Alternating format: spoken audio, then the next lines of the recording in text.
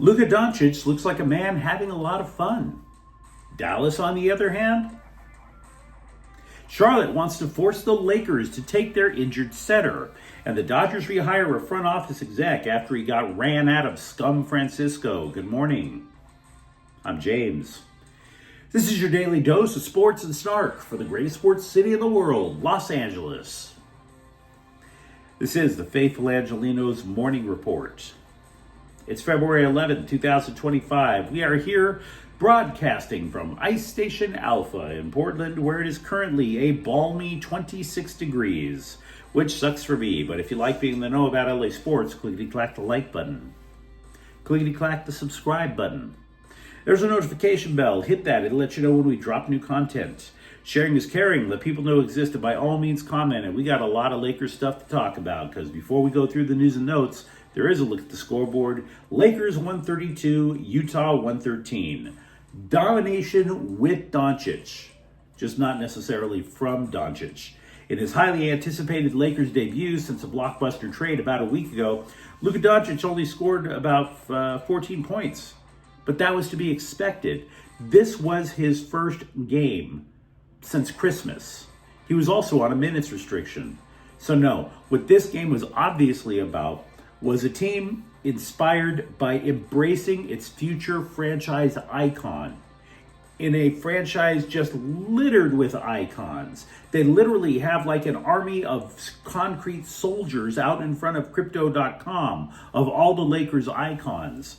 So yeah, the new statue guy, they couldn't wait to welcome him to the team. The Lakers have won 6 consecutive games. They've nudged ahead of Houston in the Western Conference as a result, which means if the playoffs started today, they would actually host in the first round.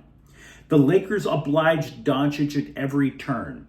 There was Serbian music pregame, mixed that in with the hip hop. LeBron James told Doncic he'd hand off that so-called coveted last player in the lineup introduced thing over to the newbie. And by the way, James scored 24 to lead the Lakers. It seems that James is making it abundantly obvious he is trying to pass the torch at age 40. He was always talking about passing it off to Anthony Davis, and yet those two kept playing a two-man game. So most nights, yeah, Davis scored more, but it wasn't quite as obvious that James wants to hand the torch off as it was last night. Moreover, multiple scribes caught James in the pregame huddle telling Doncic not to fit in, but, quote, fit the F out, be yourself, unquote. In other words, James was telling Doncic that his new team was ready to adjust to Doncic's style of play. They were ready for the change. Austin Reeves scored 22 points, Rui Hachimura 21. Doncic said the night gave him chills. Meanwhile, over in Dallas, people are getting thrown out of the arena for protesting the trade, demanding the GM get fired. And in normal circumstances, I can't blame them. But I did live in Dallas. And the only question I have is, since when in the hell did you guys start caring about anything other than the Cowboys? Stop it. You barely tolerated the Mavericks. You don't even know that Dallas Stars exist and they're a Stanley Cup threat. You guys have already forgotten about the Texas Rangers. I know you guys. I know not quite pure anger when I see it. This is going to peter out because you always only care about one team out there. Stop it. Meanwhile, we'll talk more about the Lakers in a moment. Meanwhile, today, UCLA is at Illinois 5. UCLA has won 7 consecutive games, but they did not break into the AP Top 25 this week. Penn State is at USC at 6. And let's get back to the Lakers. Charlotte wants the NBA to force the Lakers to take Mark Williams, according to ESPN. You might recall Williams failed his physical after a trade deadline deal with the Lakers in exchange for Dalton Knecht, Cam Reddish, first round pick, yada, yada, yada. The Lakers wanted this guy. They get themselves legit big. They're actually a threat to Oklahoma City. But they were like, yeah, this is super duper damaged goods. We're not taking it. Now, the reason Williams failed the physical aren't known. When the trade was first nixed, by the way, the Hornets were like Steve Perry of Journey, singing to Williams, "We come to you with open arms. We'll take you back." It was like a really kind of cringe romance novel about a couple reuniting. Now, if this push to force the Lakers to take that trade fails, and by the way, it most likely will, because Williams has missed more than half of his pro career games due to injury, that would make Williams a guy who got traded, and then the second team is acting like they're in the return line at Target without a receipt. To which common sense would reply, "You broke it, you bought it." There's something really goofy going on here, and to be honest with you, I get it. The Lakers front office has deserved its share of detractors, but there's a reason Charlotte has stunk up the joint for a decade or so. They may call themselves the Charlotte Hornets, but this has Charlotte Bobcats written all over it. ESPN is also reporting that the Lakers are whistling past the graveyard. I mean, they're saying that they are confident they can find another center to replace that botched trade. To give you a little snapshot as to how both the Charlotte and Lakers GMs were kind of pulling each other's fingers and then wind up a blow. "What's that smell?" "I don't know. Pull my finger again." "What's that smell?" To give you a snapshot as to how that trade is so unusually bad, it was the first NBA trade deadline deal that was nixed due to injury since 2009. A Lakers source told Dave McMenamin, though, quote, "We will find another center path. The path is always there. We've just got to put in the work to find it," unquote. My man, you have watched too many Tony Robbins seminars. McMenamin then daydreamed a potential path, which is at least something productive that you could do after you've wasted the dime bag. For example, according to McMenamin, if the Lakers cut either Cam Reddish or Christian Wood, they would create enough cap space to add a center who would make, say, $13 million a season on his current team. In other words, they would be able to acquire a player who would normally be worth a mid-level exception. The irony of such a move is Wood is a center. He even started at center briefly when he played in Dallas, but he hasn't played this year due to a knee injury. The fact that cutting him is an option is obviously an indicator that the Lakers don't believe Wood will play this season ever. And by the way, I mentioned the protests over in Dallas. That's because Anthony Davis, when he was originally injured, they said, he was like, I'm fine. Nope. Anthony Davis out for weeks due to a groin injury in his Mavericks debut. So any way you slice it, which sounds exceptionally painful when you're talking about the groin, but any way you slice it, even if the Lakers didn't make a deal, and Davis's groin is a ticking time bomb, ladies, the Lakers would still be stuck in the same damn place. They wouldn't have a center. His groin is a ticking time bomb, ladies. Lots of Lakers stuff to discuss. Meanwhile, over with the Dodgers, former Giants head honcho Farhan Zaidi, he's returning home to LA. He was the general manager for the Dodgers under Andrew Friedman, but then spent 6 years with our evil neighbors to the north, with the poop-smeared sidewalks and all.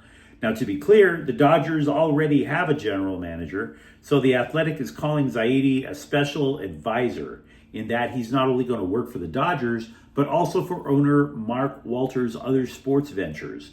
This would include the Lakers, the Sparks, Chelsea in the Premier League, and the National Women's Hockey League in its entirety.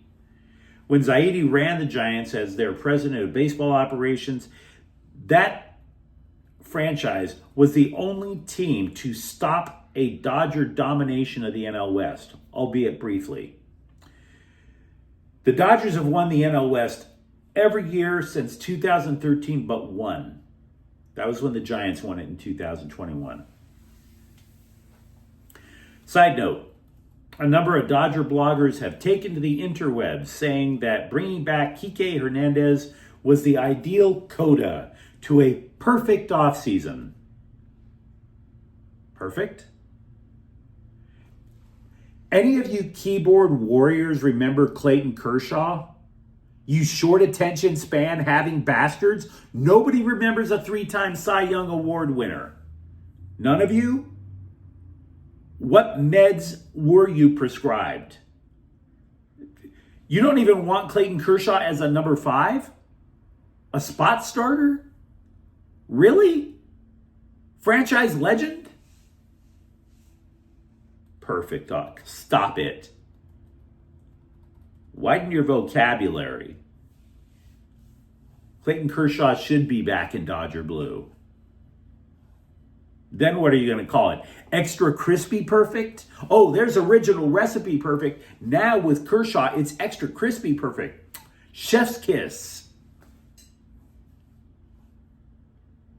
Get your stuff straight, guys. Sheesh. LAFC part owner Ruben Gonalingam apologized Monday for social media posts that advocated for the abolition of Israel, suggesting Jews control the United States, and giving the thumbs up to Hezbollah. Yes, terror. We have the right to freedom of speech, and we know we do because we have people in this country who approve of terrorism now. Now, the guy did post the words, "I sincerely apologize," and then added, quote, "As someone who values unity, diversity, and respect for all people, I take full responsibility for my actions and have since removed the posts. I have decided to step away from social media for the foreseeable future to focus on my professional responsibilities and ensure my communication reflects the values and high standards expected of me as a global business leader," unquote. Okay. And it's a good thing to apologize when you screw up. You should apologize. But you didn't mention what you really believe. Do you believe that we are run by the Jews? Do you believe that Israel should be wiped off the map? That kind of matters. You were the one who rang the anti-Semitism bell. That would be like somebody coming on YouTube, dropping dozens of N-bombs and saying, "You know what, guys? Sorry, I'm just going to stay off of YouTube so I can focus on my family business." Like, that would absolve you of the ass beating? Right? For all we know, LAFC secretly is on board. They said they weren't. How do we know? He's not exactly a guy who only owns 0.5%. Is LAFC going to have Yasser Arafat bobblehead night? Are they going to have a half-price ticket if you come dressed as your favorite Nuremberg trial defendant? What does he believe? That matters. Thanks for the apology. I don't know how it'll go over in the synagogues. Anyway, as for the on-field less biggity LAFC part, the team has rejected opening bids for winger Christian Oliveira. Talks are continuing with Brazilian club Grêmio. Very singable name, Grêmio. Meanwhile, with the Galaxy, Joseph Paintsil will be out for 6 to 8 weeks with a quad injury. This is painful. This is not good. Their offense is based on speed and quick decisions. They're going to start the season, which, by the way, only starts in a couple of weeks, without two of the pillars in that offense in Paintsil and Ricky Puig. And the Kings have lost a defenseman on the waiver wire. Nashville has picked up Andreas Englund, who is a big physical dude who only played 11 games for the Kings so far this year. Dude hasn't played for the Kings in a month. So I don't think they're going to miss him that much. Nashville, on the other hand, absolutely needed a body on the blue line. They only have 6 on the roster, and that's with England. But you let me know what you think in the comments thread. Talk to me, for example, about how much you enjoyed Luka Doncic's debut in Lakerland, and for that matter, if they should be forced to take Mark Williams. And if you enjoyed the content, don't forget to subscribe to Faithful Angelenos. We're talking LA sports every single day here. Thank you for watching. I'm James. We'll be back tomorrow. Faithful Angelenos is a Kian Corte El Queso production. Take care.